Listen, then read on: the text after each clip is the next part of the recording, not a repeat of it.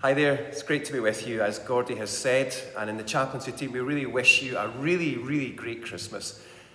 And of course the thing is about this Christmas, it is quite unique in that what we're experiencing is nothing that anyone in our lifetime has ever experienced. In fact, the phrase has been Christmas is cancelled, or Christmas is going to be cancelled. Now of course, the UK government and the Scottish government and all the home nations, they've managed to work something out, so we need to be careful with that about who we visit and the various things, but still it's going to be different. Christmas has been cancelled. Do you know, I was thinking about that whole idea. Is it possible to even consider Christmas being cancelled? And do you know something? Those of you who know your history might know this, but I didn't know this. But in 1640, the Scottish Parliament, what do you think that they did? They cancelled Christmas. They literally made it illegal to celebrate Christmas in 1640. And for a good number of years thereafter, Christmas was officially cancelled in Scotland. It did creep back a bit, but it didn't become a public holiday until when? I wonder if you can think about that. 1958. It was restored as a public holiday almost 3 centuries later, more than 3 centuries later, as Christmas had been cancelled in Scotland. And the reason for that was people who were in charge at the time, the church at the time, thought we were losing the meaning of it and it was getting completely out of hand and we'd lost our way with what Christmas should be about, so it was cancelled. After that, of course, in the Victorian time, a lot of the traditions that we have are what we have got from them. So behind me on my shoulder here, you'll see the tree, the Christmas tree, which is a German tradition that was brought over by Prince Albert when he was courting and then married Queen Victoria. And from that, the tree, the decoration, the lights became part of how we would celebrate Christmas. So even though some people have said that our Christmas today will be cancelled, people have been putting up their Christmas decorations really super early, and the trees have been up, and the place has been lit up, and you know, it just lifts you a wee bit, doesn't it? To just have that idea that there's light there, there's hope. And with the vaccination and with all of that, God has given us hope as we go forward into 2021. But what about this Christmas? What about right now in 2020?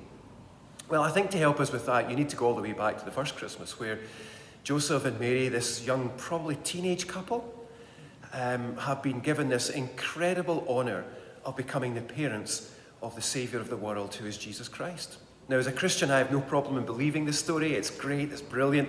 There's 2 angelic interventions because both of them are very confused about what's going on, but because of who it is that is going to be given to Mary as that special gift, it needed a very special introduction to the world, and that came through the angel Gabriel.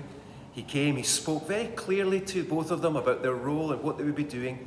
They were terrified, there was doubts, there was fears, and yet at the end of it, they both basically said, okay, we get this, and we'll walk by faith. And of course, that's the part of being a person of faith. As a Christian, I walk by faith.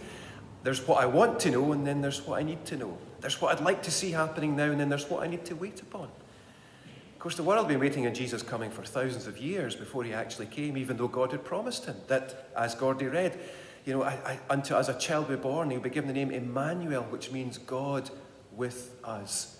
And God never leaves us. And that's just an amazing thing. But do you know something that's almost quite insidious and dark about that first Christmas?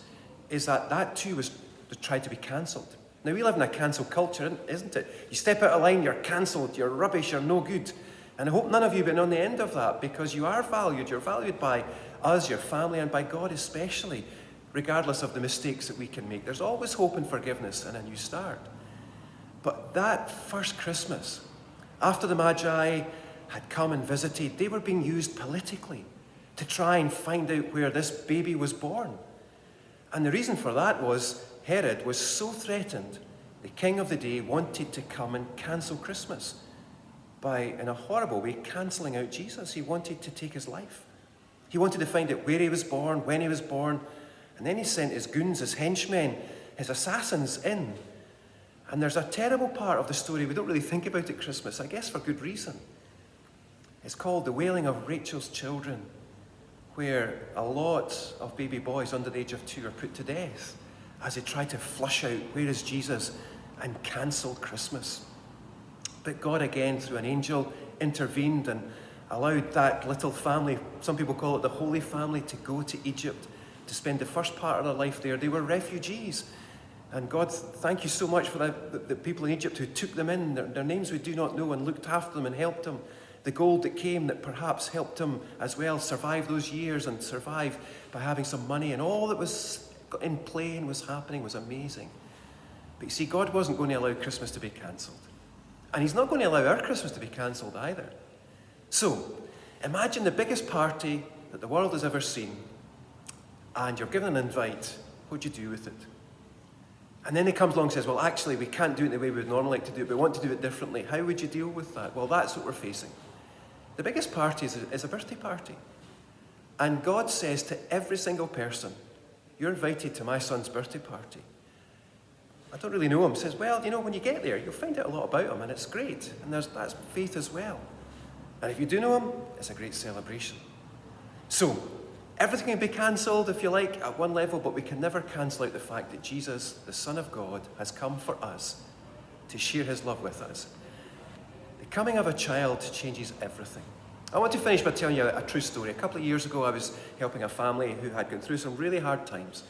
And actually, Christmas was the last thing they ever wanted to celebrate. So a couple of Christmases went by, and the house was really, it was dark. There was stuff going on.